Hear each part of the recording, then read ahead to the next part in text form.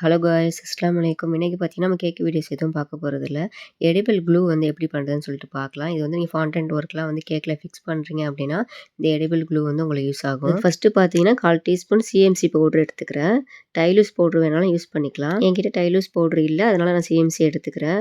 இப்போ 1/4 டீஸ்பூன் இருக்குல்ல, அதுலயும் நான் வந்து பாதி அளவுக்கு தான் சிஎம்சி பவுடர் எடுத்துக்கிறேன். நான் வீடியோல உங்களுக்கு காமிச்சிருக்கேன் பாருங்க. அதுக்கப்புறமா 1 டேபிள் ஸ்பூன் அளவுக்கு வார்ம் வாட்டர் வந்து ஆட் பண்ணிக்கிறேன். இந்த வாட்டர் பார்த்தீங்கன்னா, ரொம்ப சில்லுன்னும் இருக்கக்கூடாது, ரொம்ப சூடாவும் இருக்கக்கூடாது. கை பொறுக்கிற சூடு அளவுக்கு பார்த்துக்கோங்க. அதில் 1 டேபிள் ஸ்பூன் மட்டும் நான் ஆட் பண்ணிக்கிறேன். அவ்வளோதான். எடிபிள் க்ளூ பண்ணுறதுக்கு இன்கிரீடியன்ட்ஸ் பார்த்தீங்கன்னா, இதுதான் சிஎம்சி பவுடர், அதுக்கப்புறம் வார்ம் வாட்டர். இது 2 மட்டும் தான் நம்மளுக்கு தேவை. இது 2த்தையும் நான் வந்து மிக்ஸ் கொடுத்துக்கிறேன். ஒரு ப்ரஷ் வச்சோ இல்லைனா ஸ்பூன் வச்சு கூட நீங்கள் வந்து மிக்ஸ் பண்ணி எடுத்துக்கலாம். ஓரளவுக்கு நீங்கள் மிக்ஸ் கொடுத்து எடுத்துக்கிட்டாலே போதும். இப்போ நானும் மிக்ஸ் பண்ணி உங்களுக்கு காட்டுறேன் பாருங்க. அங்கங்கே வந்து கட்டி கட்டியாக தான் இருக்கும் அந்த பவுட்ரு. ஃபுல்லாக வந்து கரையாது. ஓரளவுக்கு மிக்ஸ் கொடுத்துட்டு அதை வந்து க்ளோஸ் பண்ணி வச்சுடுங்க.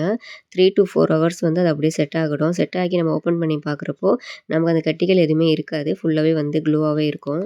நான் 3 ஹவர்ஸ் வந்து செட் பண்ண வச்சுருந்தேன். இப்போ நான் ஓப்பன் பண்ணி காட்டுறேன் பாருங்க. நமக்கு ஆட் பண்ணுறப்போ எந்த அளவுக்கு கட்டிகள் இருந்துச்சு, இப்போ அது எதுவுமே இருக்காது.